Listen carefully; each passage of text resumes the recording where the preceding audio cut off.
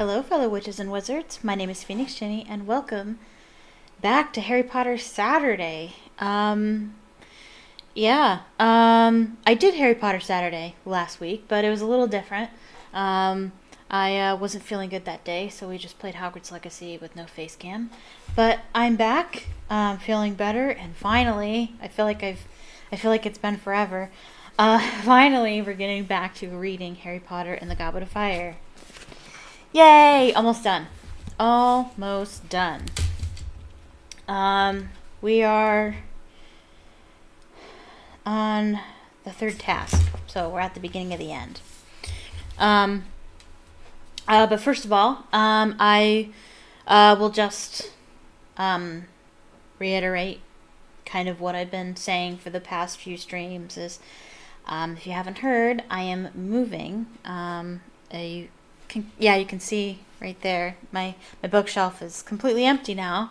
If you were to look over there, my wall is completely bare, and you'll see a bunch of boxes and containers and stuff as I am packing up my stuff and getting ready to leave. I can no longer afford to live here, so I have to move to someplace more affordable.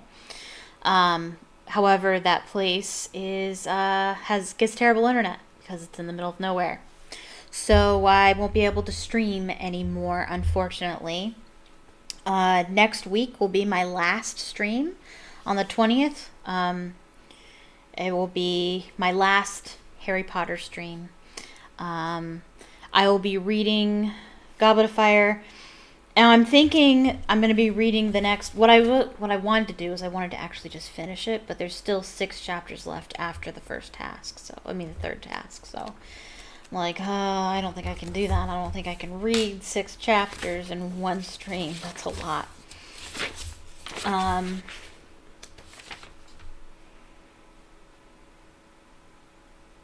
Yeah, that's a lot. So, but I at least want to read...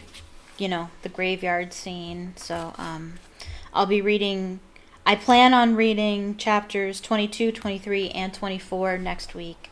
I feel like those chapters need to be read together anyway, because it kind of takes you out of the emotional intensity of it when you read one chapter and then wait a week or 2 or 3 and then read the next chapter. You kind of lose some of the drama of it, so it's better if you just read those 3 chapters all together. Preferably, I'd read all 6 together, but I can't do that all in one stream. That's a little crazy. But that's the plan. Next week will be my last stream, and we'll be reading Goblet of Fire and hopefully playing some Hogwarts Legacy. I don't know. It depends. I don't really know exactly how I'm going to do it, just because 3 chapters is a lot, although the chapters aren't particularly long. So, I don't know. I'll have to think about it a little bit more, but I intend to. I intend to read those 3 chapters and play Hogwarts Legacy so that we can at least play one more time live together. However, that doesn't mean that I am done with YouTube, because I'm not. I'm just going to be posting recorded videos instead of live videos. Yeah. So that's what we're going to do. But anyway, I ask that you would help me out and leave a like on the stream. Leave a comment down below telling me what you think of the stream, or talk in the chat. I'm very happy to respond to you in either way that you choose to communicate with me. And feel free to chat while I'm reading, because this is a discussion. It's not just me reading to you. And become a subscriber if you're not subscribed already. Turn on notifications so you can be notified the next time I go live and the next time I upload. I'll be going live next week. If you want to know exactly when, what time, and all that, you can follow me on Twitter. Link in the description. Also in the description is my Patreon if you'd like to support me as a content creator. And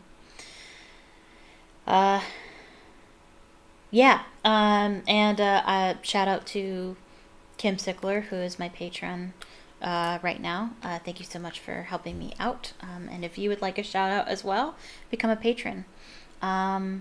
I also have short stories on my Patreon, and I'll show you my Patreon actually later in the stream. After I'm done with chapter 31. 31? Is really 31? That's a lot. Am I really on chapter 31? Yes. After I read chapter 31 of Goblet of Fire, I'm going to read to you the fan fiction that we wrote together. And then I also have free stuff on there, free stuff on my Patreon if you'd like to read any of that. And I also have a TikTok and an Instagram, all linked in the description. Okay, so last time, previously on Harry Potter Saturday, we read chapter 30, The Pensieve. Harry went to go talk to Dumbledore about the dream he had during divination. And Dumbledore left him alone in the office for a little while, and while Harry was alone, he stumbled upon this device called the Pensieve, which is a magical device that allows you to put your memories in it, and you can review what you remember. Harry ended up going into Dumbledore's memories of previous court cases, of previous characters in the story. He saw Karkaroff giving up some other Death Eaters so that he could have a lighter sentence or even be set free from Azkaban. We saw the conviction of Barty Crouch Jr., Barty Crouch's son, and we also saw the court case of Ludo Bagman, who, according to Dumbledore, has never been accused of being a Death Eater ever since. But then Dumbledore comes back and he gets Harry out of the Pensieve, and they discuss what the Pensieve is and what Harry saw. They discuss Snape and whether or not he's a good guy. Again, it's a discussion we will have often.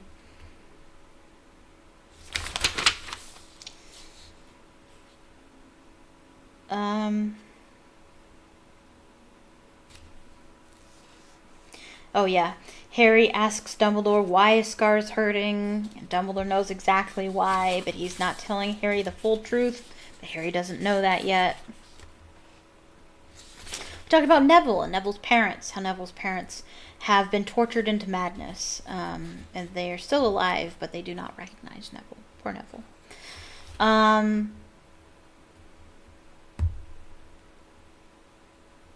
Yes, and Dumbledore is pretty stressed out because he can't figure out exactly what's happening in the Wizarding World. But we're about to figure it out.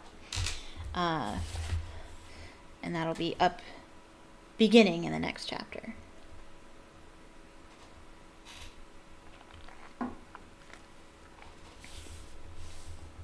Chapter 31, The Third Task. Dumbledore reckons you know who's getting stronger again as well, Ron whispered. Everything Harry had seen in the Pensieve, nearly everything Dumbledore had told and shown him afterward, he had now shared with Ron and Hermione, and of course with Sirius, to whom Harry had sent an owl the moment he had left Dumbledore's office. Harry, Ron, and Hermione sat up late in the common room once again that night, talking it all over until Harry's mind was reeling, until he understood what Dumbledore had meant about a head becoming so full of thoughts that it would have been a relief to siphon them off. Ron stared into the common room fire. Harry thought he saw Ron shiver slightly, even though the evening was warm. And he trusts Snape, Ron said. He really trusts Snape, even though he knows he was a Death Eater. Yes, said Harry. Hermione had not spoken for 10 minutes. She was sitting with her forehead in her hands, staring at her knees. Harry thought she too looked as though she could have done with the Pensieve. Rita Skeeter, she muttered finally. How can you be worrying about her now? Said Ron in utter disbelief. I'm not worrying about her, Hermione said to her knees. I'm just thinking... Remember what she said to me in the Three Broomsticks? I know things about Ludo Bagman that would make your hair curl. This is what she meant, isn't it? She reported his trial. She knew he'd passed information to the Death Eaters. And Winky, too, remember? Ludo Bagman's a bad wizard. Mr. Crouch would have been furious he got off. He would have talked about it at home. Yeah, but Bagman didn't pass information on purpose, did he? Hermione shrugged. If Fudge reckons Madame Maxime attacked Crouch, Ron said, turning back to Harry. Yeah, said Harry, but he's only saying that because Crouch disappeared near the Beauxbatons' carriage. We never thought of her, did we? Said Ron slowly. Mind you, she's definitely got giant blood, and she doesn't want to admit it. Of course she doesn't, said Hermione sharply, looking up. Look what happened to Hagrid when Rita found out about his mother. Look at Fudge jumping to conclusions about her just because she's part giant. Who needs that sort of prejudice? I'd probably say I'd have big bones if I knew that's what I'd get for telling the truth. Hermione looked at her watch. We haven't done any practicing, she said, looking shocked. We were going to do the impediment curse. We'll have to really get down to it tomorrow. Come on, Harry, you need to get some sleep. Harry and Ron went slowly upstairs to their dormitory. As Harry pulled on his pajamas, he looked over at Neville's bed. True to his word to Dumbledore, he had not told Ron and Hermione about Neville's parents. As Harry took off his glasses and climbed into his four-poster, he imagined how it might feel to have parents still living but unable to recognize you. He often got sympathy from strangers for being an orphan, but as he listened to Neville's snores, he thought that Neville deserved it more than he did. Lying in the darkness, Harry felt a rush of anger and hate toward the people who had tortured Mr. and Mrs. Longbottom. He remembered the jeers of the crowd as Crouch's son and his companions had been dragged from the court by the Dementors. He understood how they had felt. Then he remembered the milk-white face of the screaming boy and realized with a jolt that he had died a year later. It was Voldemort, Harry thought. Staring up at the canopy of his bed in the darkness, it all came back to Voldemort. He was the one who had torn these families apart, who had ruined all these lives. Ron and Hermione were supposed to be studying for their exams, which would finish on the day of the third task, but they were putting most of their efforts into helping Harry prepare, because they're good friends. Don't worry about it, Hermione said shortly when Harry pointed this out to them and said he didn't mind practicing on his own for a while. At least we'll get top marks in defense against the dark arts. We'd never have found out about all these hexes in class. Good training for when we're all auras, said Ron excitedly, attempting the impediment curse on a wasp that had buzzed into the room and making it stop dead in midair. The mood in the castle as they entered June became excited and tense again. Everyone was looking forward to the third task, which would take place a week before the end of term. Harry was practicing hexes at every available moment. He felt more confident about this task than either of the others.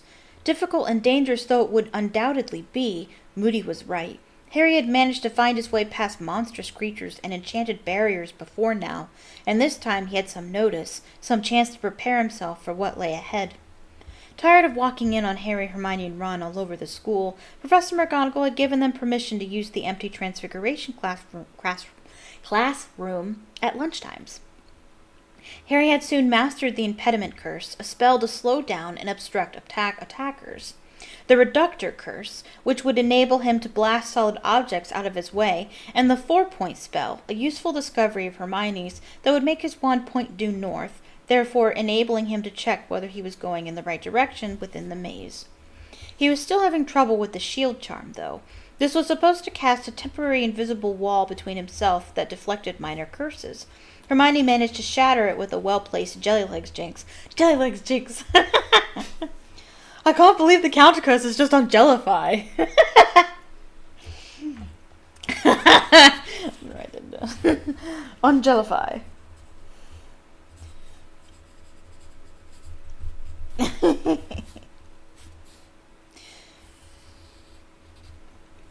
And Harry wobbled around the room for 10 minutes afterward before she had looked up the counter jinx. It's on Jellify! Oh my gosh. It's on Jellify! He was still doing really well, though, Hermione said encouragingly, looking down her list and crossing off those spells they had already learned. Some of these are bound to come in handy. Come and look at this, said Ron, who was standing by the window. He was staring down onto the grounds. What's Malfoy doing? Right, I was wondering when this would come up. Harry and Hermione went to see. Malfoy, Crabbe, and Goyle were standing in the shadow of a tree below. Crabbe and Goyle seemed to be keeping a lookout. Both were smirking. Malfoy was holding his hand up to his mouth and speaking into it. He looks like he's using a walkie-talkie, said Harry curiously. Is that what they call them in England, too? It's such a weird phrase, walkie-talkie. Anyway. He can't be, said Hermione. I've told you, those sorts of things don't work around Hogwarts. Come on, Harry, she added briskly, turning away from the window, moving back into the middle of the room. Let's try that shield charm again. Yes, this is actually really important, Hermione, and if she had been paying attention, she would have figured it out. She will, though, eventually. Sirius was sending daily owls now. Like Hermione, he seemed to want to concentrate on getting Harry through the last task before they concerned themselves with anything else. He reminded Harry in every letter that whatever might be going on outside the walls of Hogwarts was not Harry's responsibility, nor was it within his power to influence it. If Voldemort is really getting stronger again, he wrote, my priority is to ensure your safety. He cannot hope to lay hands on you while you are under Dumbledore's protection. But all the same, take no risks. Concentrate on getting through the maze safely, and then we can turn our attention to other matters. Harry's nerves mounted as June the 24th drew closer, but they were not as bad as those he had felt before the first and second tasks. For one thing, he was confident that, this time, he had done everything in his power to prepare for the task. For another, this was the final hurdle, and however well or badly he did, the tournament would at last be over, which would be an enormous relief. Oh man, he has no idea. He has zero clue.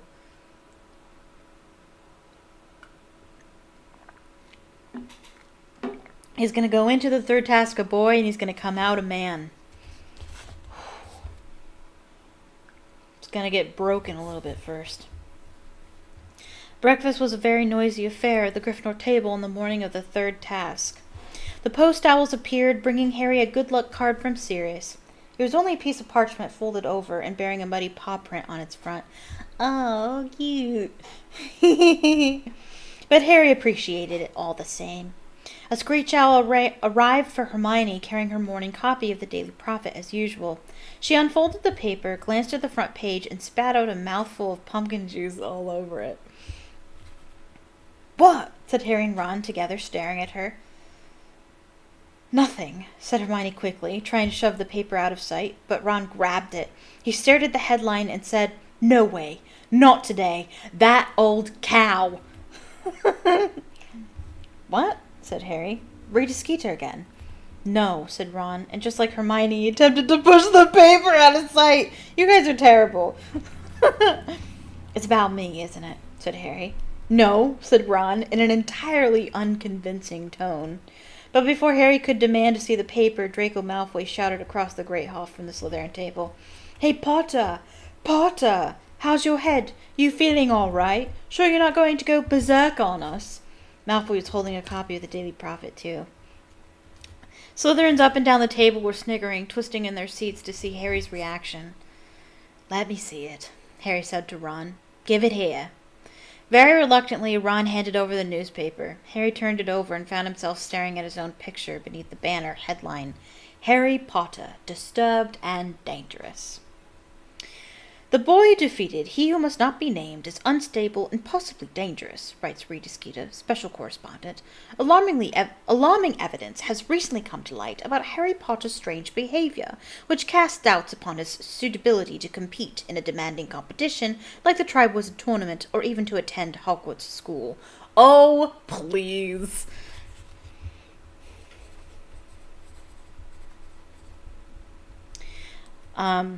But this is actually interesting. It's as if J.K. Rowling is setting up the Wizarding World to already dismiss Harry as soon as he starts talking about Voldemort returning at the end of this book.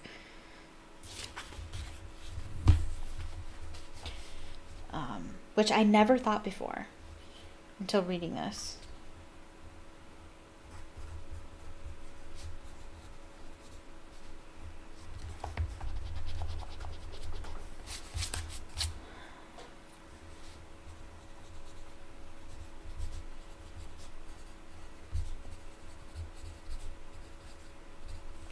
J.K. Rowling setting up the next one? Potter, the Daily Prophet can exclusively reveal, regularly collapses at school and is often heard to complain of pain in the scar on his forehead, relic of the curse with which you-know-who attempted to kill him. On Monday last, midway through a divination lesson, your Daily Prophet reporter witnessed it. She did. She was there. Your Daily Prophet reporter witnessed Potter storming from the class, claiming that his scar was hurting too badly to continue studying. It is possible, say top experts at St. Mungo's Hospital for Magical Maladies and Injuries, that Potter's brain was affected by the attack inflicted upon him by you-know-who, and that his insistence that the scar is still hurting is an expression of his deep-seated confusion. Oh, jeez.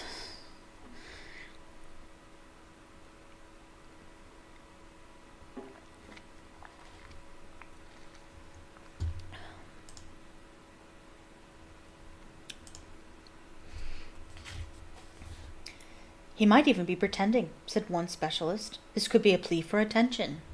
Oh, jeez. Yeah, this is definitely setting him up for Order of the Phoenix. For sure. The Daily Prophet, however, has unearthed worrying facts about Harry Potter that Albus Dumbledore, headmaster of Hogwarts, has carefully concealed from the wizarding public.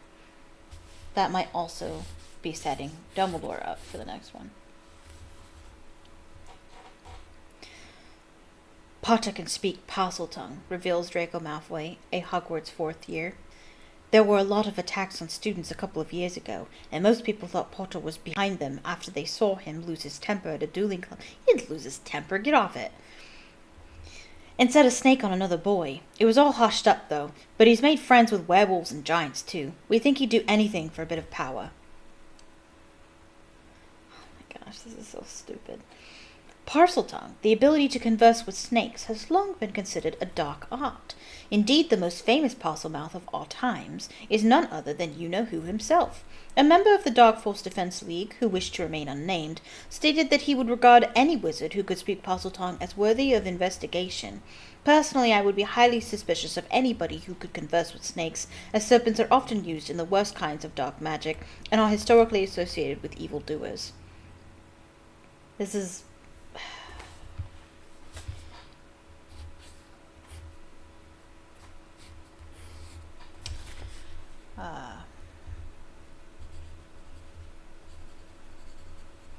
that's prejudice right there. Similarly, anyone who seeks out the company of such vicious creatures as werewolves and giants would appear to have a fondness for violence. This is such nonsense. Such nonsense. Albus Dumbledore should surely consider whether a boy such as this should be allowed to compete in the Triwizard Tournament. Some fear that Potter might resort to the dark arts in his desperation to win the tournament, the third task of which takes place this evening. Gone off me a bit, hasn't she? Said Harry lightly, folding up the paper. Didn't care. He better get used to this. This is gonna happen a lot. Over at the Slytherin table, Malfoy, Crabbe, and Goyle were laughing at him, tapping their heads with their fingers, pulling grotesquely mad faces, and waggling their tongues like snakes. What the hell? I think they're the ones who are insane. How did she know your scar hurt in divination? Ron said. There's no way she was there. There's no way she could have heard. The window was open, said Harry. I opened it to breathe. You were at the top of North Tower, Hermione said. Your voice couldn't have carried it all the way down to the grounds. Well, you're the one who's supposed to be researching magical methods of bugging, said Harry. You tell me how she did it. I've been trying, said Hermione, but... Brain blast! I think she's figured it out. An odd, dreamy expression suddenly came over Hermione's face. She slowly raised a hand and ran her fingers through her hair. She's remembering the beetle on her hair. Are you all right? Said Ron, frowning at her. Yes, said Hermione breathlessly. She ran her fingers through her hair again, and then held her hand up to her mouth, as though speaking into an invisible walkie-talkie. Harry and Ron stared at each other. Now she's the crazy one.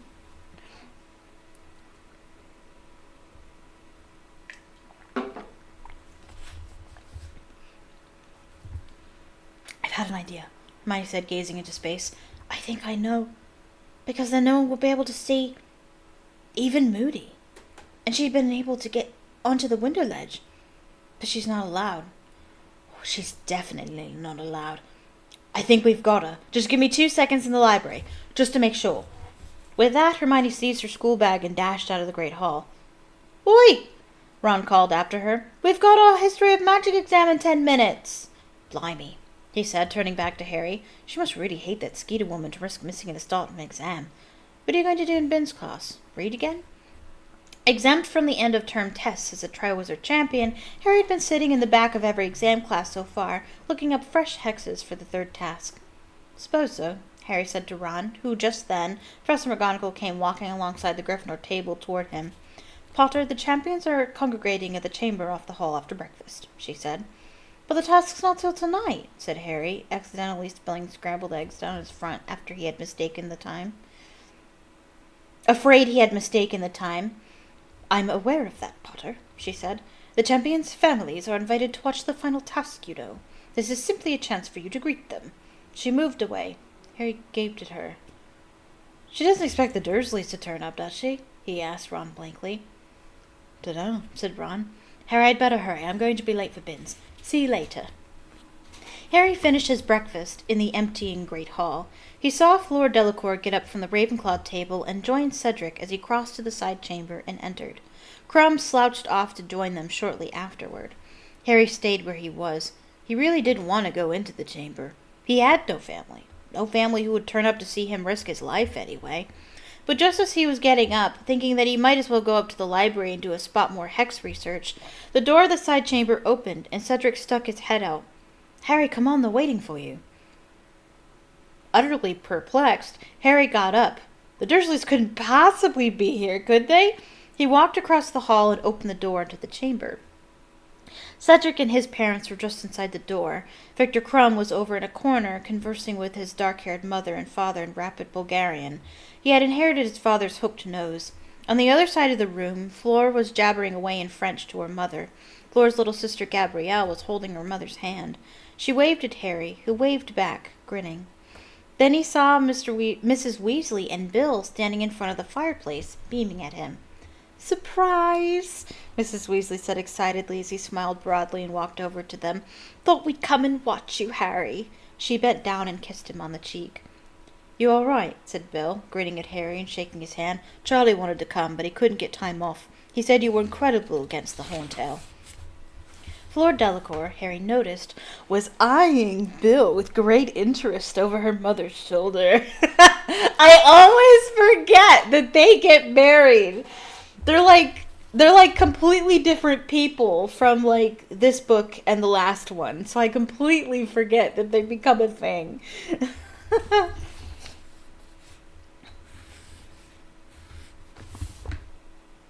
Harry could tell she had no objection whatsoever to long hair earrings with fangs on them.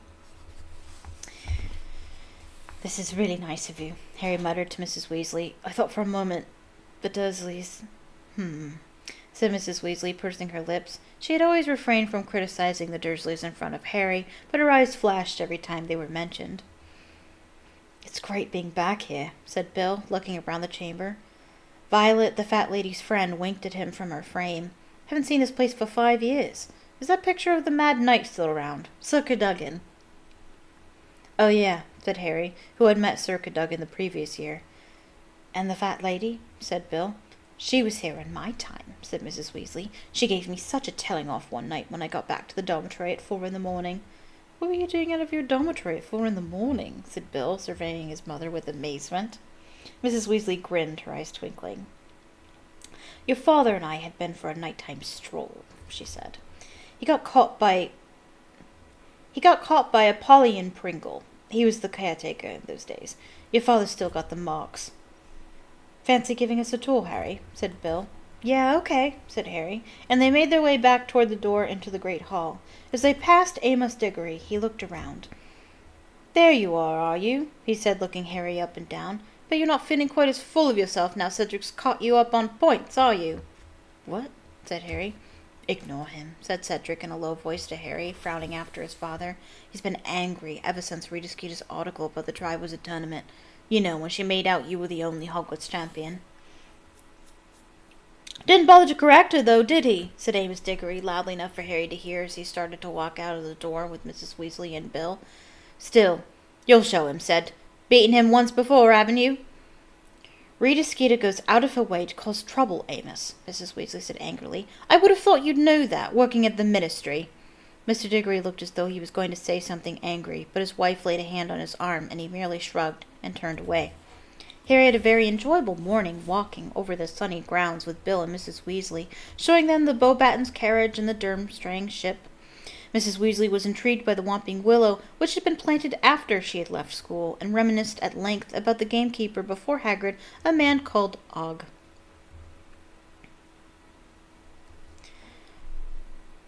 How's Percy? Harry asked as they walked around the greenhouses. Not good, said Bill. He's very upset, said Mrs. Weasley, lowering her voice and glancing around. The Ministry wants to keep Mr. Crouch's disappearance quiet, but Percy's been hauled in for questioning about the instructions Mr. Crouch has been sending in. They seem to think there's a chance they weren't genuinely written by him. Percy's been under a lot of strain.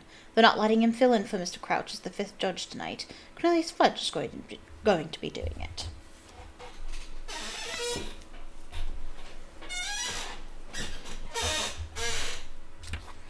Wow, we haven't even made it to the third task yet. The task is very long. How long is this chapter? Holy smokes.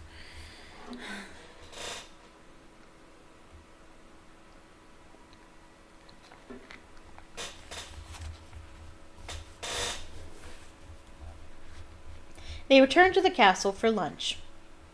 Mum, Bill, said Ron, looking stunned as he joined the Gryffindor table. What are you doing here? Come to watch Harry in the last task, said Mrs. Weasley brightly. I must say it makes a lovely change, not having to cook. How was your exam? Oh, okay, said Ron. Couldn't remember all the Goblin rebels' names, so I invented a few. It's all right, he said, helping himself to a Cornish pasty. Or pasty. I don't know how to pronounce that word. While Mrs. Weasley looked stern, they're all called stuff like Bodrog the Bearded and Erg the Unclean. It wasn't hard. Bodrod. Did I say Bogrod? Because that's a different goblin. Bodrod. Fred, George, and Ginny came to sit next to them too, and Harry was having such a good time he felt almost as though he were back at the Burrow. He had forgotten to worry about that evening's task, and not until Hermione turned up, halfway through lunch, did he remember that she had had a brainwave about Rita Skeeter.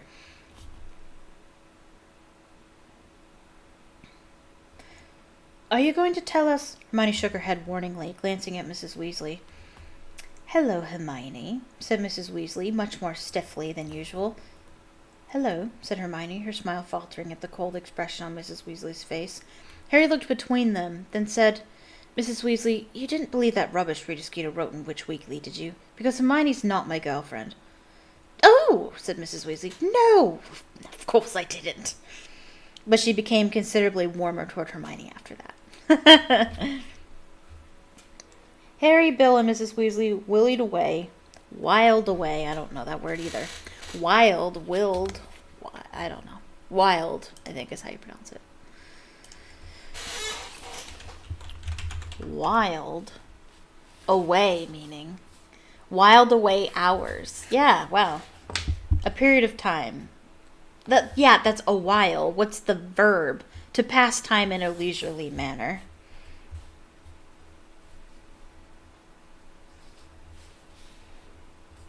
Alright, to pass time.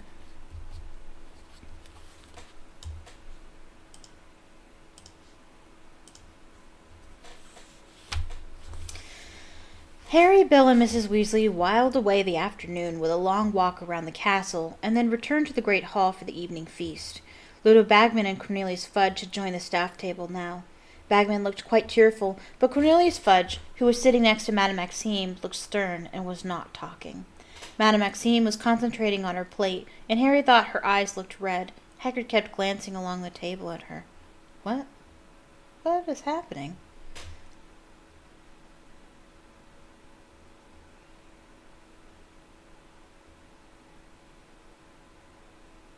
What? I don't know what is happening. There were more courses than usual, but Harry, who was starting to feel really nervous now, didn't eat much. As the enchanted ceiling overhead began to fade from blue to a dusky purple, Dumbledore rose to his feet at the staff table, and silence fell. Ladies and gentlemen, in 5 minutes' time, I will be asking you to make your way down to the Quidditch field for the third and final task of the Triwizard Tournament. Will the champions please follow Mr. Bagman down to the stadium now? Harry got up. The Gryffindors all along the table were applauding him. The Weasleys and Hermione all wished him good luck, and he headed off out of the great hall with Cedric, Fleur, and Victor. Feeling all right, Harry? Bagman asked as they went down the stone steps onto the grounds. Confident? I'm okay, said Harry. It was sort of true. He was nervous, but he kept running over all the hexes and spells he had been practicing in his mind as they walked, and the knowledge that he could remember them all made him feel better.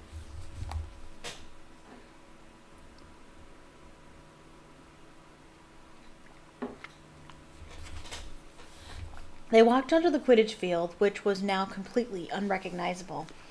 A 20-foot high hedge ran all the way around the edge of it. There was a gap right in front of them, the entrance to the vast maze. The passage beyond it looked dark and creepy.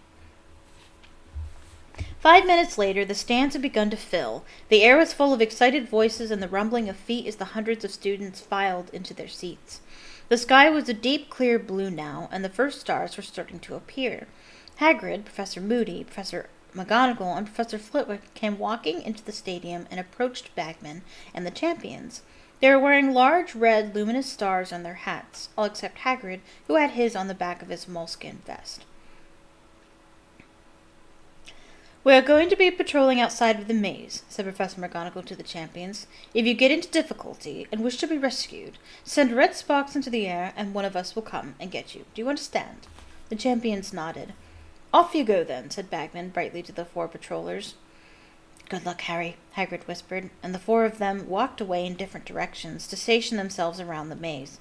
Bagman now pointed his wand at his throat, muttered, Sonorous, and his magically magnified voice echoed into the stands.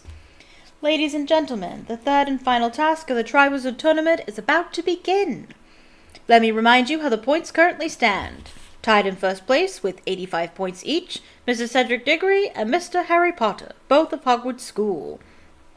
The cheers and applause sent birds from the Forbidden Forest fluttering into the darkening sky. In second place, with 80 points, Mr. Victor Crumb of Durmstrang Institute. More applause. And in third place, Miss Fleur Delacour of Beauxbatons Academy. Harry could just make out Mrs. Weasley, Bill, Ron, and Hermione applauding Fleur politely halfway up the stands. He waved up at them, and they waved back, beaming at him. So, on my whistle, Harry and Cedric, said Bagman. 3, 2, 1. He gave a short blast on his whistle, and Harry and Cedric hurried forward into the maze. The towering hedges cast black shadows across the path, and whether because they were so tall and thick, or because they had been enchanted, the sound of the surrounding crowd was silenced the moment they entered the maze. Harry felt almost as though he were under water again. He pulled out his wand, muttered Lumos, and heard Cedric do the same just behind him. After about 50 yards, they reached a fork. They looked at each other. See you, Harry said, and he took the left one, while Cedric took the right. Harry heard Bagman's whistle for the second time.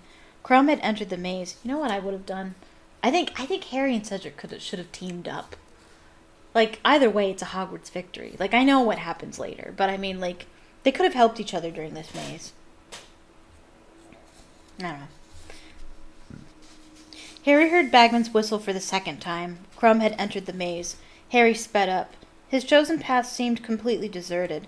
He turned right and hurried on, holding his wand high over his head, trying to see as far ahead as possible.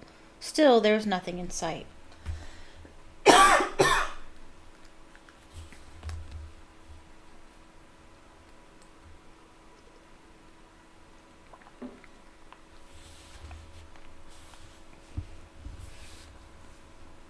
Bagman's whistle blew in the distance for the third time. All of the champions were now inside. Harry kept looking behind him. The old feeling that he was being watched was upon him. The maze was growing darker with every passing minute as the sky overhead deepened to navy. He reached a second fork. Point me, he whispered to his wand, holding it flat in his palm. The wand spun around once and pointed toward his right, into a solid hedge. The way was north, and he knew that he needed to go northwest for the center of the maze. The best he could do was to take the left fork and go right again as soon as possible. The path ahead was empty, too, and when Harry reached a right turn and took it, he again found his way unblocked. Harry didn't know why, but the lack of obstacles was unnerving him. Surely he should have met something by now. It felt as though the maze were luring him into a false sense of security. Then he heard movement right behind him. He held out his wand, ready to attack, but his beam fell only upon Cedric, who had just hurried out of a path on the right-hand side. Cedric looked severely shaken. The sleeve of his robe was smoking. "Hagrid's blast-ended scroots," he hissed. "They're enormous. I only just got away." He shook his head and dived out of sight, along another path. Keen to put plenty of distance between himself and the scroots, Harry hurried off again. Then, as he turned a corner, he saw a Dementor gliding toward him, 12 feet tall, its face hidden by its hood, its rotting, scabbed hands outstretched. It advanced, sensing its way blindly toward him. Harry could hear its rattling breath. He felt clammy coldness stealing over him, but knew what he had to do. He summoned the happiest thought he could, concentrated with all his might on the thought of getting out of the maze and celebrating with Ron and Hermione, raised his wand and cried, "Expecto Patronum!" A silver stag erupted from the end of Harry's wand and galloped toward the Dementor, which fell back and tripped over the hem of its robes. Harry had never seen a Dementor stumble. "Hang on," he shouted, advancing in the wake of its silver Patronus. "You're a boggart! Ridiculous!" There was a loud crack, and the shape-shifter exploded in a wisp of smoke. The silver stag faded from sight. Harry wished it could have stayed. He could have used some company. But he moved on, quickly and quietly as possible, listening hard, his wand held high once more. Left, right, left again. Twice he found himself facing dead ends. He did the 4-point spell again and found that he was going too far east. He turned back, took a right turn, and saw an odd golden mist floating ahead of him. Harry approached it cautiously, pointing the wand's beam at it. This looked like some kind of enchantment. He wondered whether he might be able to blast it out of the way. "Reducto," he said. The spell shot straight through the mist, leaving it intact. He supposed he should have known better. The Reductor curse was for solid objects. What would happen if he walked through the mist? Was it worth chancing it, or should he double back?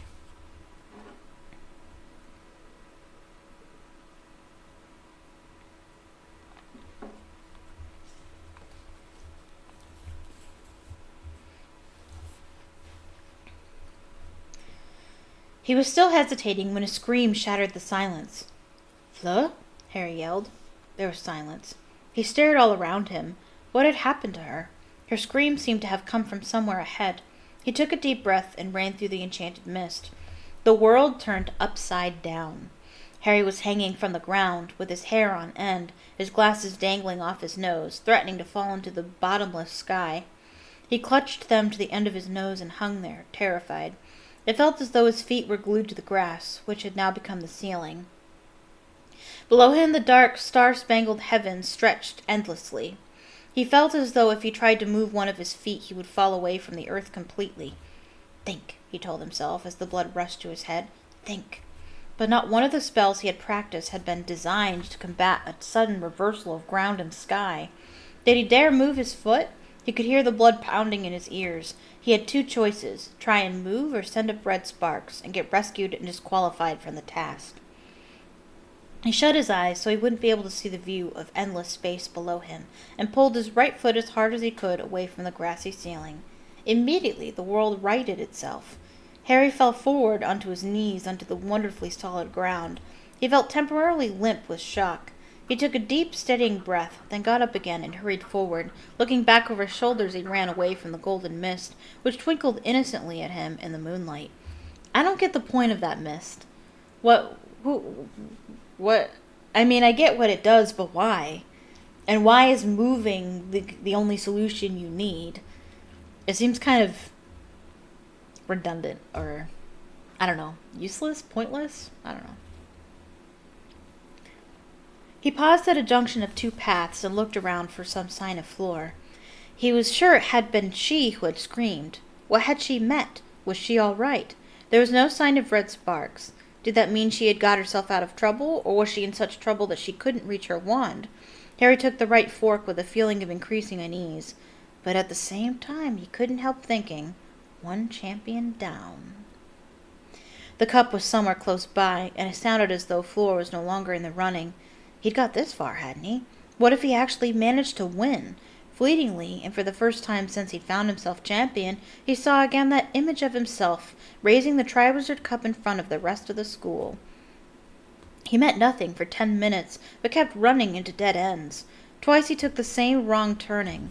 Finally he found a new route and started to jog along it, his wand light waving, making his shadow flicker and distort on the hedge walls. Then he rounded another corner and found himself facing a blast-ended Scroot. Cedric was right. It was enormous. 10 feet long, it looked more like a giant scorpion than anything.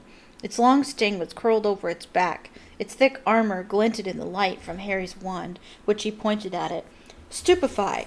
The spell hit the Scroot's armor and rebounded. Harry ducked just in time, but could smell burning hair. It had singed the top of his head.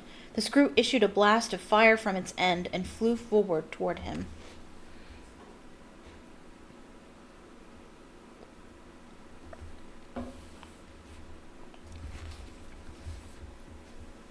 Impedimenta! Harry yelled. The spell hit the Scroot's armor again and ricocheted off. Harry staggered back a few paces and fell over. Impedimenta! No. You gotta hit them in the back. You can't hit them right on at their armor. You gotta hit their underside.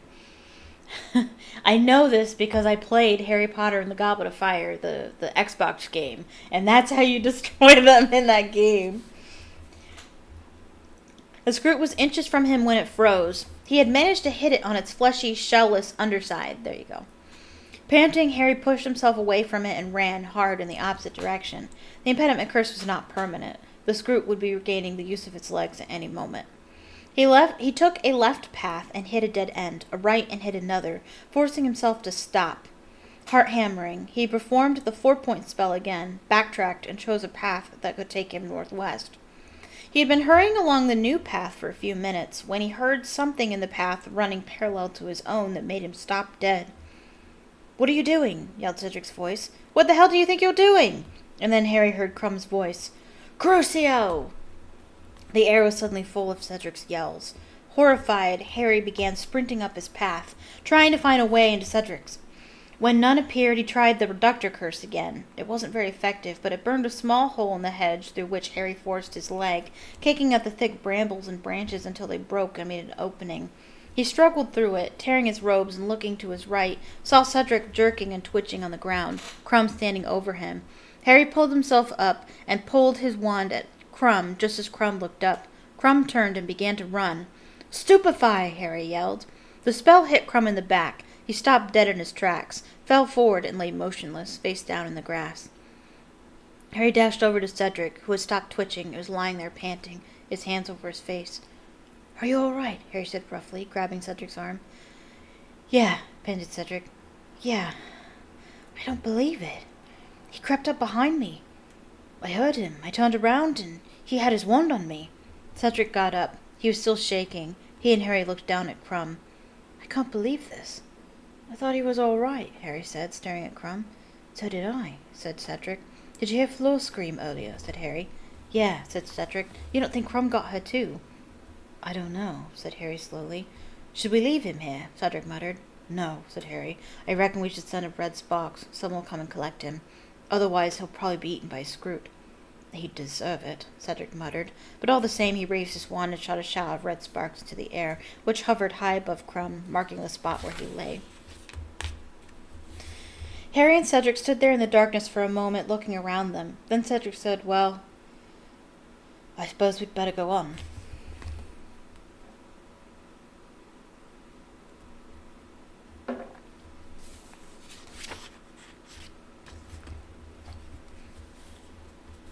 "What?" said Harry. "Oh, yeah, right." It was an odd moment. He and Cedric had been briefly united against Crumb. Now the fact that they were opponents came back to Harry. The two of them proceeded up the dark path without speaking. Then Harry turned left and Cedric right. Cedric's footsteps soon died away. Harry moved on, continuing to use the 4-point spell, making sure he was moving in the right direction. It was between him and Cedric now. His desire to reach the cup first was now burning stronger than ever, but he could hardly believe what he'd just seen Crumb do. The use of an unforgivable curse on a fellow human being meant a life term in Azkaban. That was what Moody had told them. Crumb surely couldn't have wanted the Triwizard Cup that badly. Harry sped up. Every so often he hit more dead ends, but the increasing darkness made him feel sure he was getting near the heart of the maze. Then, as he strode down a long, straight path, he saw movement once again, and his beam of wand light hit an extraordinary creature, one which he had only seen in picture form in his Monster Book of Monsters. This is my favorite part of the maze. It was a sphinx. It had the body of an overlarge lion, great clawed paws on a long yellowish tail ending in a brown tuft. Its head, however, was that of a woman. She turned her long, almond-shaped eyes upon Harry as he approached. He raised his wand, hesitating. She was not crouching as if to spring, but pacing from side to side of the path, blocking its progress. Then she spoke in a deep, hoarse voice. "You are very near your goal. The quickest way is past me." So will you move, please?" said Harry, knowing what the answer was going to be. "No," she said, continuing to pace. "Not unless you can answer my riddle. Answer on your first guess, I let you pass. Answer wrongly, I attack. Remain silent, I will let you walk away from me unscathed." Harry's stomach slipped several notches. It was Hermione who was good at this sort of thing, not him.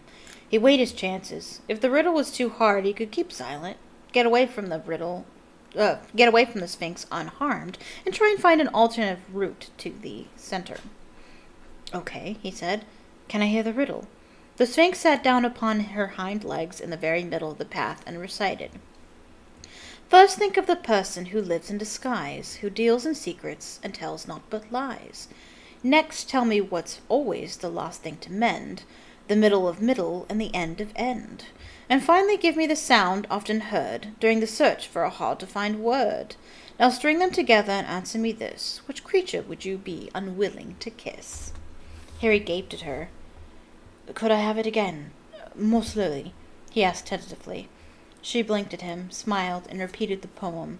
"All the clues add up to a creature I wouldn't want to kiss," Harry asked. She merely smiled her mysterious smile. Harry took that for a yes. Harry cast his mind around. There are plenty of animals he wouldn't want to kiss. His immediate thought was a black-ended scroot, but something told him that wasn't the answer. He'd have to try and work out the clues.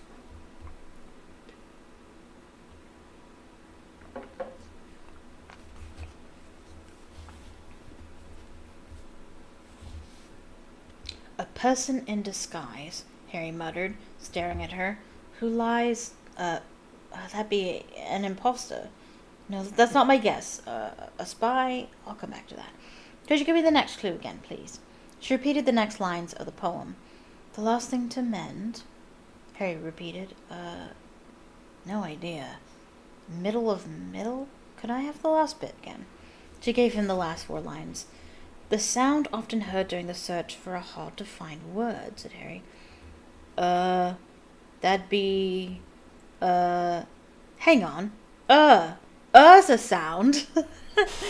Which always confused me when I was a kid, but now I have a better understanding, because in America, we don't say ER, we say AH. They sound the same. They're the same word, we just spell it differently. Or something, I don't know. But we say or UH. Sorry, UH, not AH. AH is UH is as in I don't know what to say. I'm just trying to make noises till I think of what to say.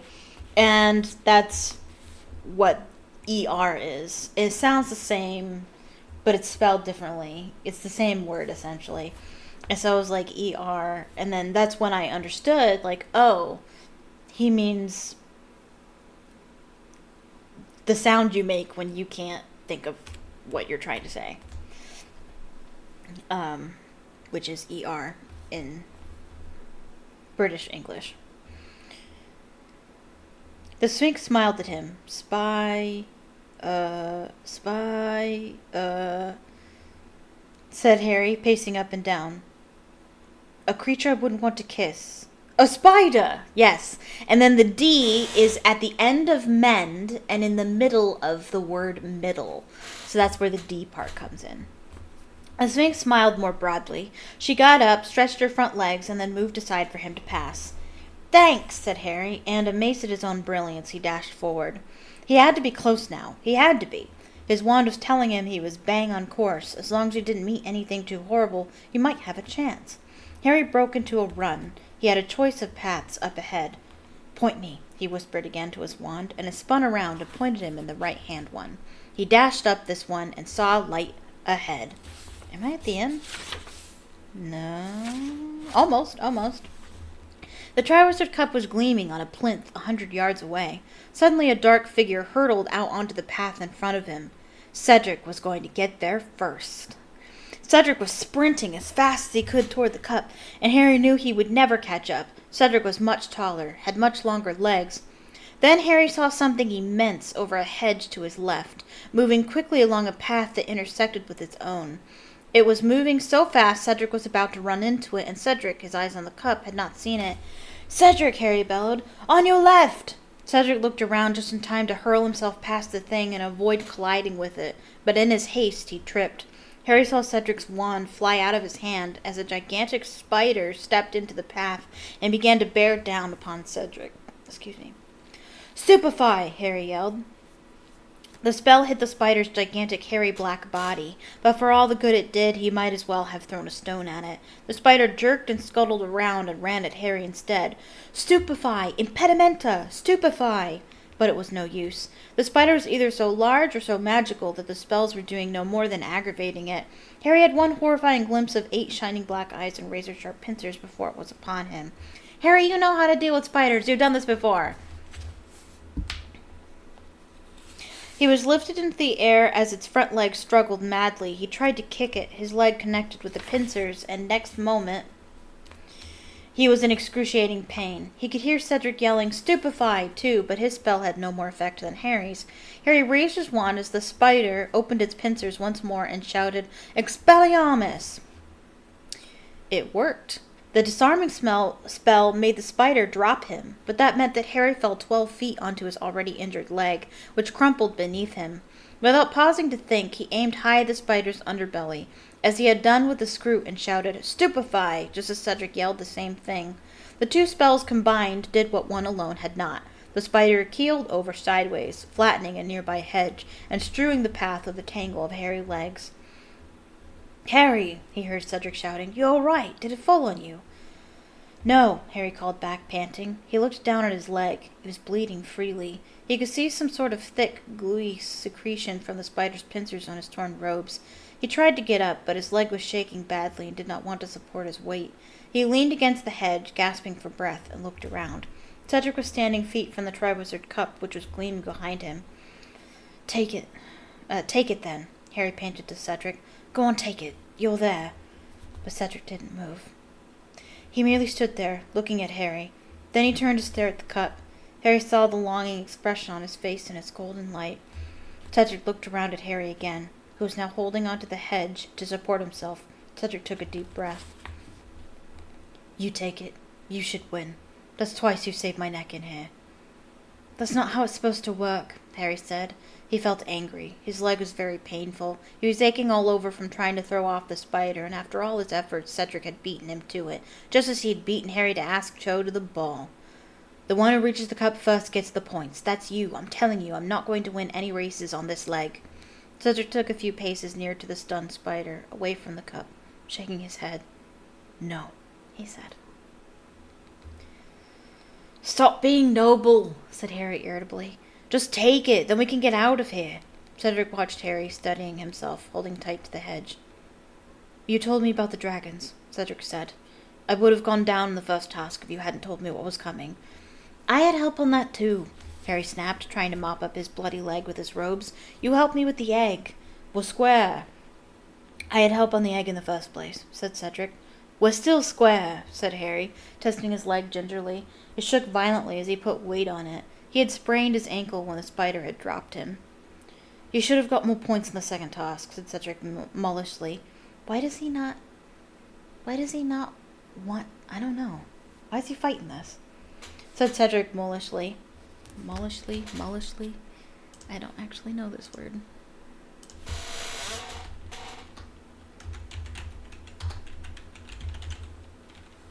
Mullish. Oh, mulish. Gotcha. Resembling a mule. Stubborn. Means stubbornly.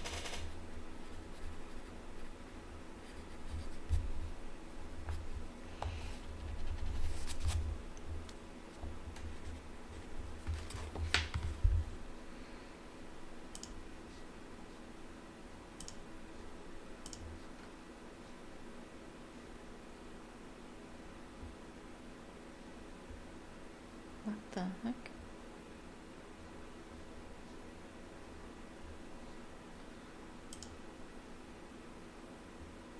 Okay, sorry. Was not understanding what I was seeing. Alright. You stayed behind to get all the hostages. I should have done that. I was the only one who was thick enough to take that song seriously, said Harry bitterly. Just take the cup. Oh. No, said Cedric.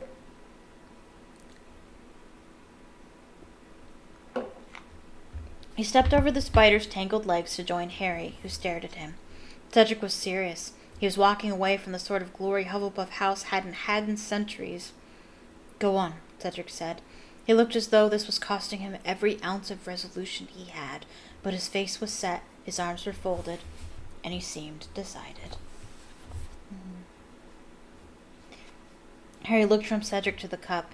For one shining moment, Harry saw himself emerging from the maze, holding it. He saw himself holding the Triwizard Cup aloft, heard the roar of the crowd, saw Cho's face shining with admiration, more clearly than he had ever seen it before. And then the picture faded, and he found himself staring at Cedric's shadowy, stubborn face. Both of us, Harry said. What? We'll take it at the same time. It's still a Hogwarts victory. We'll tie for it. Cedric stared at Harry. He folded his arms. You sure? Yeah, said Harry. Yeah. We've helped each other out, haven't we? We both got here. Let's just take it together. For a moment, Cedric looked as though he couldn't believe his ears. Then his face split in a grin. You're on, he said. Come here. He grabbed Harry's arm below the shoulder and helped Harry limp toward the plinth where the cup stood. When they had reached it, they both held a hand out over one of the cup's gleaming handles. On 3, right? Said Harry. 1, 2, 3. He and Cedric both grasped a handle. Instantly, Harry felt a jerk somewhere behind his navel. His feet had left the ground. He could not unclench the hand holding the Triwizard Cup. It was pulling him onward in a howl of wind and swirling color, Cedric at his side.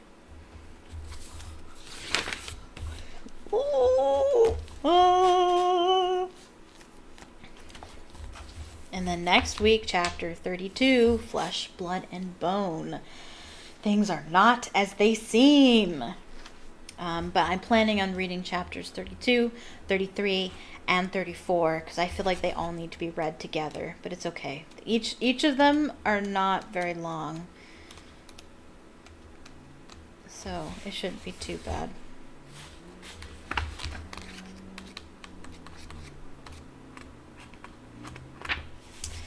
I'm excited. I almost don't want to stop there. I almost want to just keep going. What if I did keep going?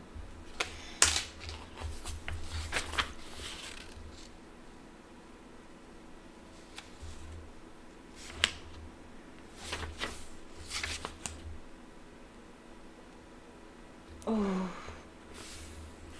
Ooh. No, I can't. Ooh, no.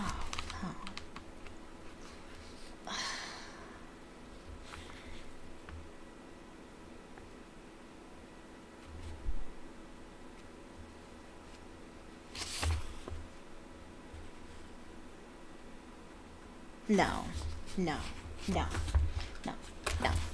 I'm not. We're not doing it. I'm just thinking, I probably work next Saturday, so the stream is probably going to be late. And if I'm reading 3 chapters, no. It's too short notice. I didn't say anything about it previously. No, not doing it. That's for next week. Next week, maybe I'm not streaming on Saturday. Maybe, I don't know.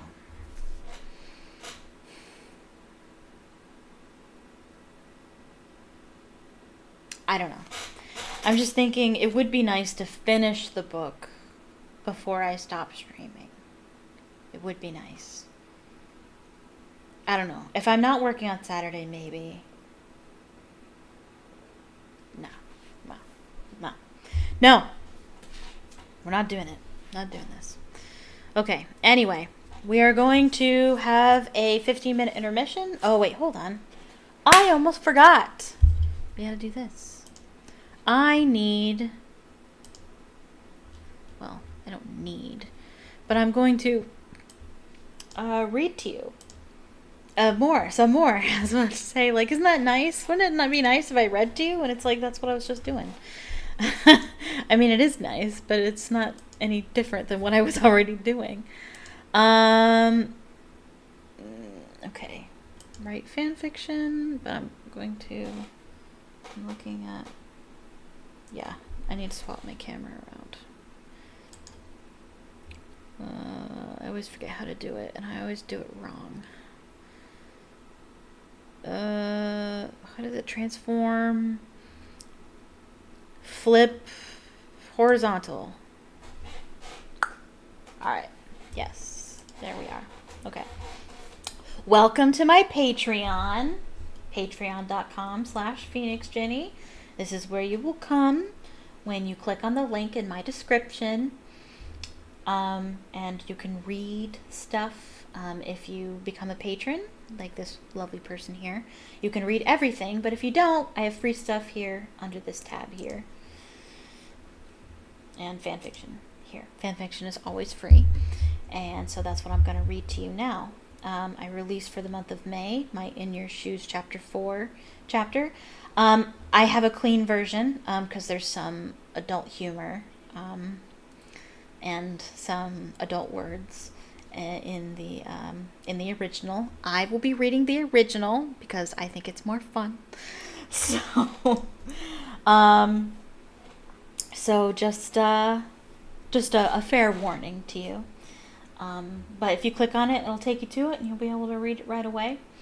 As traditional with, oh geez, so much spacing. Let me go to the previous. Let me see if it's easier to read this way. Continue reading here. Oh, this is much better. Okay.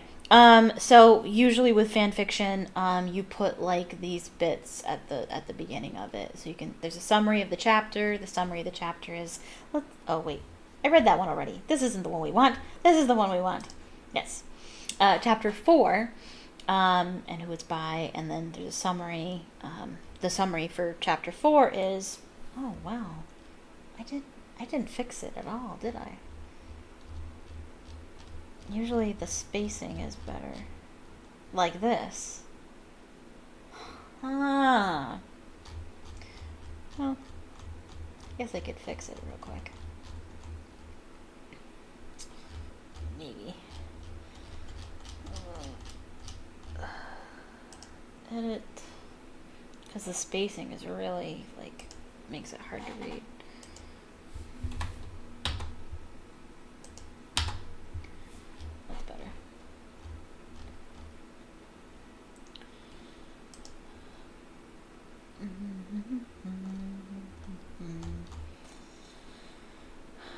Can I go back? I want to look at the clean version and fix that one as well.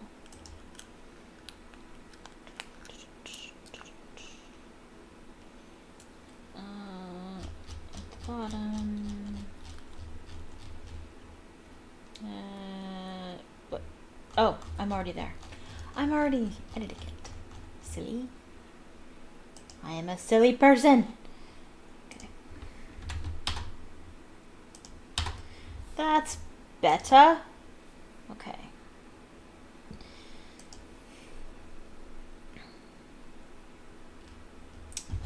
Alright.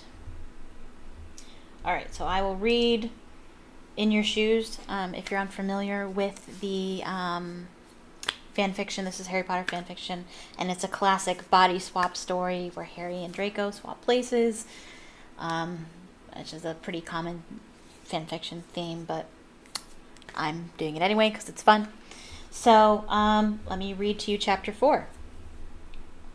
So the summary is Harry and Draco aren't doing a very good job of being each other. They have a conversation of what they expect from each other.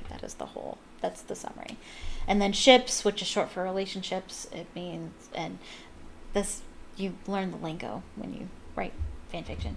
Ships means relationships, and H/G, that's Harry/Jenny, and D/Romilda, that's Draco/Romilda Vane. It's rated fiction T or PG-13 for coarse language, minor violence, and adult situations. Genres, adventure, friendship. These are the characters that are in it. And I have a note, and I leave notes too. I leave credit to other things that I've taken, because I don't just take from Harry Potter, I also take from other places too sometimes. And my note for this particular chapter is Draco's line, "You are not permitted to touch," is a loving reference to Star Kids, a Harry Potter sequel, which is a musical you can watch for free on YouTube. I highly recommend it. It's hilarious. The story is only a rough draft, so it is subject to change. So now I will read it to you. It will be a little different from when I was writing it on stream because I've fixed it, went through it, changed a few things, but it is mostly the same, and here we go. Chapter 4. Something was a little off as Draco entered the great hall. It felt as if all eyes were on him. All eyes were on him. Whispers smattered around the hall as he made his way to the Gryffindor table. He listened closely to see what the buzz was all about. "Did you hear about Potter? Romilda Vane said they were dating." "What?" "She said they were having lunch together." "She made that up." "Here he is. I guess we'll see." Oh, they were talking about Harry. No, they were talking about him. Draco grinned. He had never been a source of rumors for something good before. It was a little uncomfortable having so much attention, but this discomfort was soon forgotten when he realized how many girls were staring at him. Girls looked at Draco, but not like this. Every girl he laid eyes on was already looking at him, and they either smiled shyly, giggled, or even waved when he smiled back. Draco beamed, soaking it in. He looked down the table for Romilda when he spotted her. He started to move in her direction when Ron and Hermione stopped him. "Let's sit here, Harry," Hermione encouraged where they were. "No," he answered. "You sit here. I'm eating somewhere else." He didn't bother to explain further. He left them staring in shock as he took his seat several places down next to Romilda. She smiled enthusiastically. A part of me was afraid you wouldn't show," she said through luscious red lips. "And stand you up? Never." They proceeded to eat their meal. They spoke to each other in between bites. "You're spreading naughty rumors, Miss Vane," Draco began the conversation. "What do you mean?" She smiled guiltily. "I heard we're dating now. I don't remember agreeing to that." Draco said this with a smirk on his face. "I never said that," she answered. "I might have told my friends we were going on a date. They can draw whatever conclusion they like from that." Draco wasn't complaining. They discussed many things. Romilda was reasonably chatty. Draco didn't have to say much. Draco was amazed at how much they had in common. She was very Slytherin for a Gryffindor.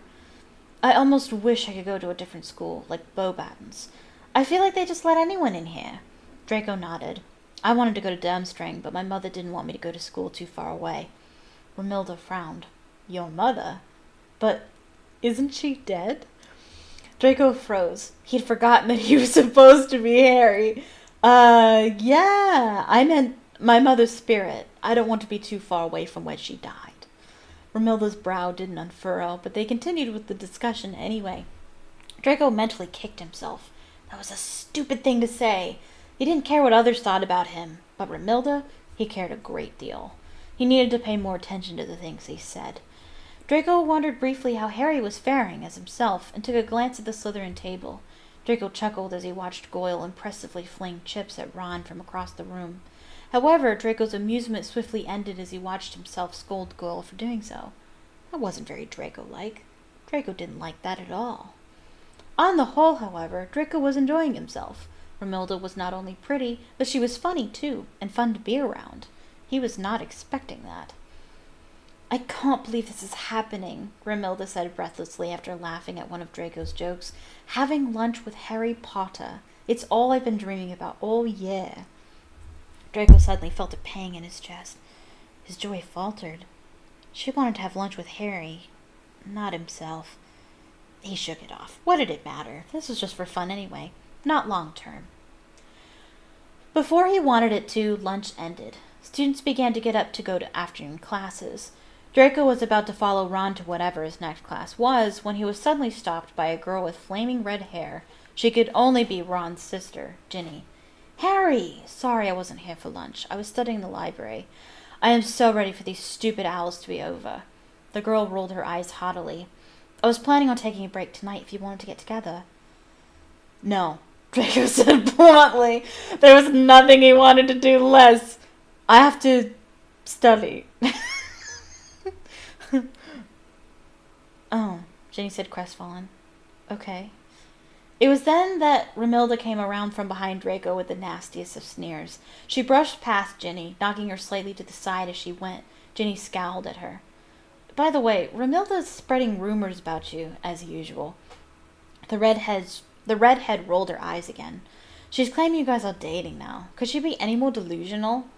Draco just smiled awkwardly, not knowing how to respond. Yeah, delusional. What were you doing sitting next to her anyway? Ginny asked.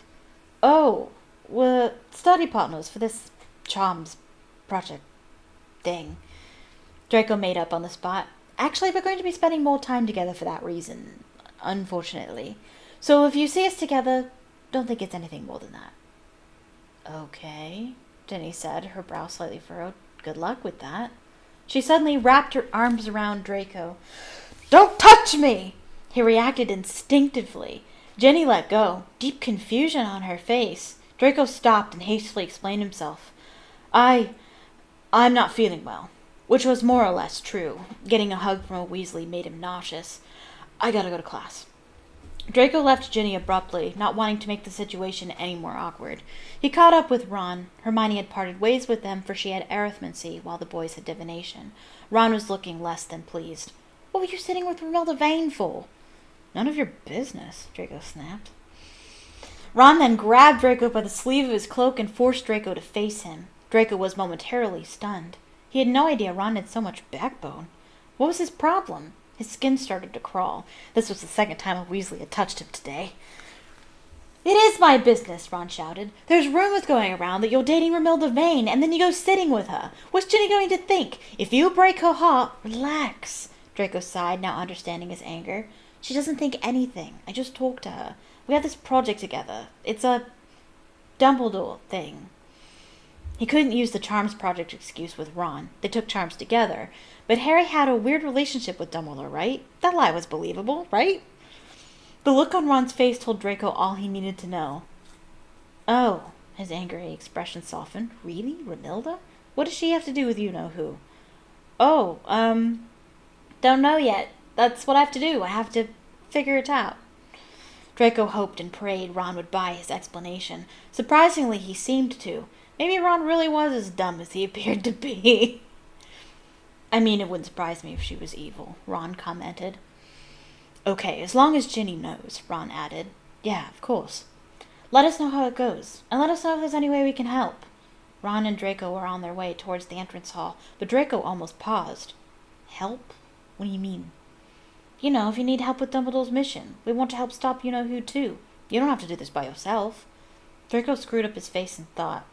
No one ever wanted to help him with anything unless they were getting something out of it. What would Ron get? What was he after? You want to help me?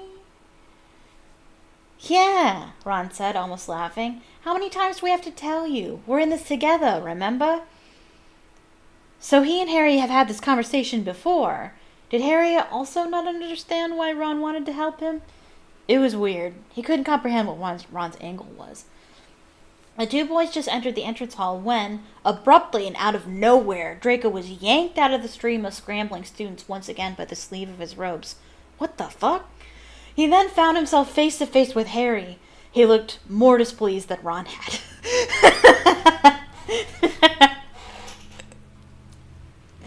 Something didn't feel... Okay, so then.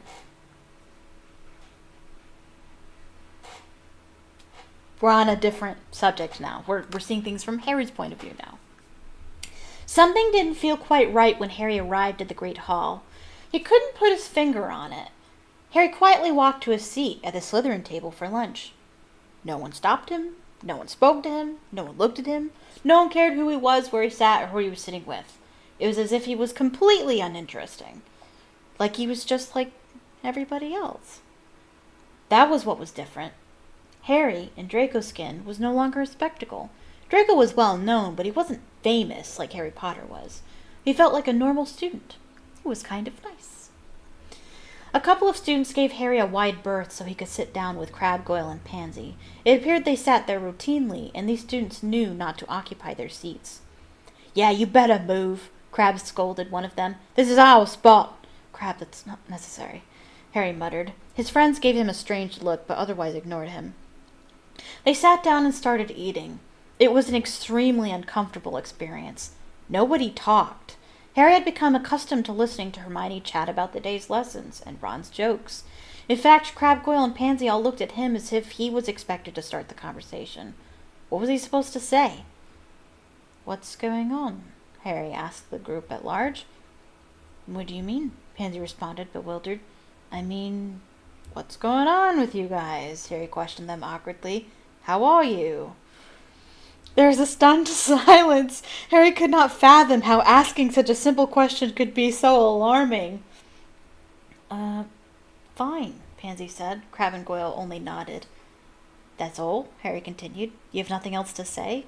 "What else do you want?" Pansy asked, shrugging. "You are usually the talkative one." "I am?" Harry knew he was starting to worry them by their strange countenances. He decided to change gears. "I mean, I guess I have nothing to talk about." "Are you worried about him?" "About who?" Pansy whispered nervously. "Your father." "Oh, right. Draco's father was in Azkaban. He had to think of something Draco would say to that." "No," he said. "The Death Eaters will be breaking out any day now. He'll be out soon." All three pairs of eyes lit up with excitement. "Have you heard something? Is he ready to strike?" Harry was mildly confused. He figured out quickly they weren't talking about Lucius Malfoy, but Voldemort himself. Was Lucius close enough to Voldemort to know his plans for them to assume he could have heard something about those plans? Harry thought Lucius was out of favor with the Dark Lord. No, Harry said, playing it safe. He didn't want to walk into a conversation he couldn't talk himself out of, so he decided to change the subject. "Let's talk about something else." "What do you want to talk about?" Pansy asked innocently. "We could talk about Potter," Goyle suggested stupidly, trying to be helpful. His friends nodded at this suggestion. "Why?" Harry replied.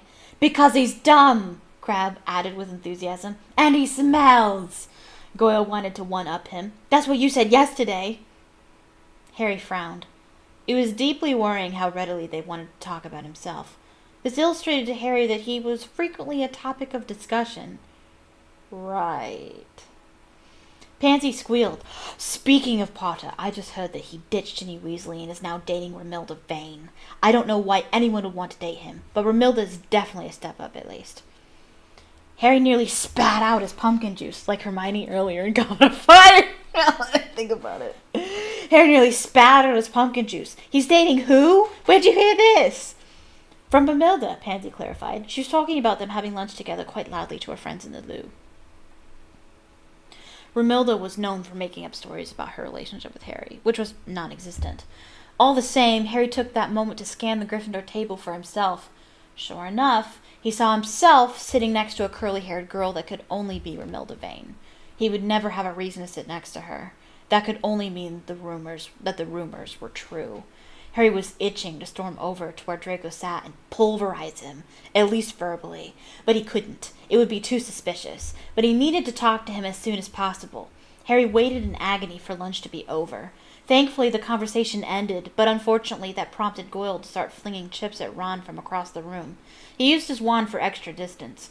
Harry was already unhappy, so it wasn't hard for him to reprimand Goyle for doing so. Is it correct, Goyle? Yeah. Nobody messes with Harry's friends. It was then the bell for afternoon classes rang. Everyone started to get up from the table. You guys go ahead, Harry told his friends. I need to have a word with someone. This is my favorite part.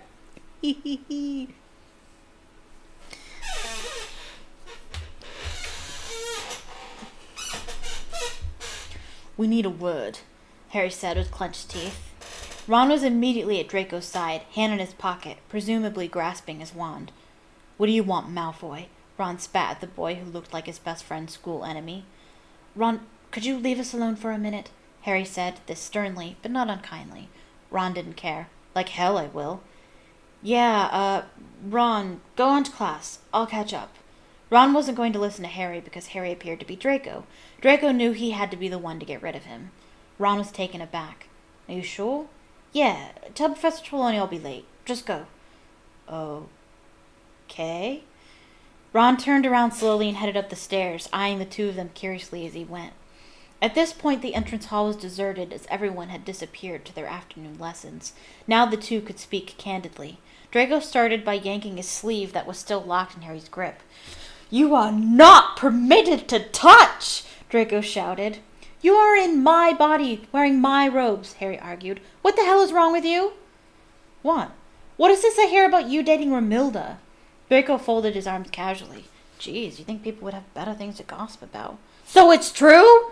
Draco shrugged nonchalantly. Have you seen her? They don't make them like that in Slytherin. Before Draco knew it, he was pressed up against the stone wall with Harry gripping his shirt in his fists. You can't date Romilda right now!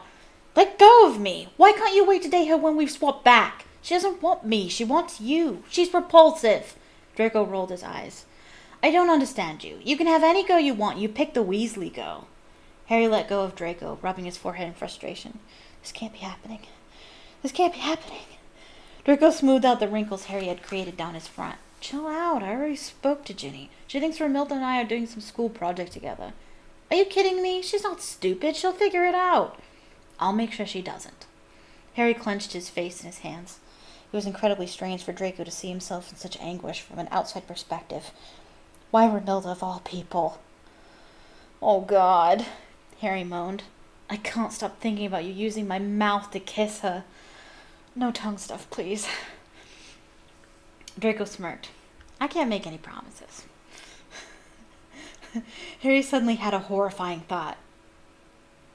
Do not. For the love of God, do not.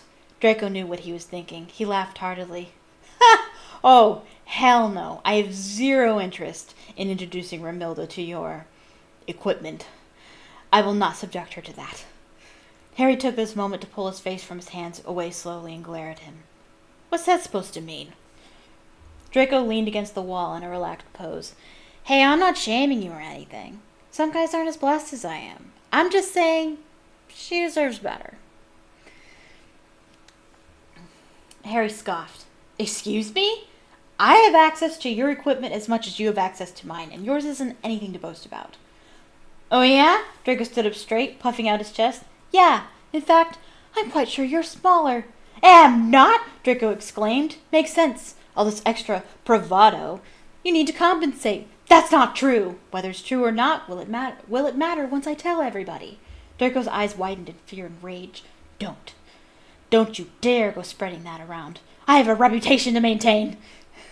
Harry clenched his fist, a serious expression on his face. Stay away from Romilda. Draco clenched his teeth. Fine, I'll tone it down. Good. The late bell rang. Harry started moving towards the staircase to go to class when Draco suddenly remembered something he wanted to say. Potter, one more thing. Harry turned to face him. Stop with the nice guy stuff. What? Harry asked, confused. You stopped Goyle from shooting those chips at Ron. Why did you do that? He was shooting them at my friend, said Harry, as if that settled the matter. It wasn't very nice. No, Goyle is your friend. Ron isn't. And it was hilarious. No, it wasn't. Listen. Draco persisted seriously. I'm not a good guy, okay? Which means you're not a good guy for the time being. Just stop trying to be the hero for once, okay? Like I said, reputation to maintain. Harry looked like he was about to retort, but then he relented. Fine, I'll tone it down, he responded word for word what Draco said earlier. Good. With that settled, the two boys departed quickly, very late for class. It's so fun! Yes! Fun, fun, fun, fun. And if you want to read the previous chapters, or if you're looking for chapters to come, become a patron, or follow my channel and I'll let you know when I post them. But that's it for Patreon. I can't see, my phone's in the way. There. Okay. I need an intermission. So I will have an intermission, and then we will play some Hogwarts Legacy. So I hope you're enjoying the stream. Please leave a like on the stream if you're enjoying it. Leave a comment down below telling me what you think of it. Become a subscriber if you're not subscribed already, and turn on notifications so you can be notified the next time I go live, the next time I upload. I will be going live next week. If you want to know when, follow me on Twitter, link in the description. Also in the description is my Patreon, as I showed you. If you would also like to follow me on TikTok and Instagram, you can do that as well, also linked in the description. And I'll be back in 15 minutes.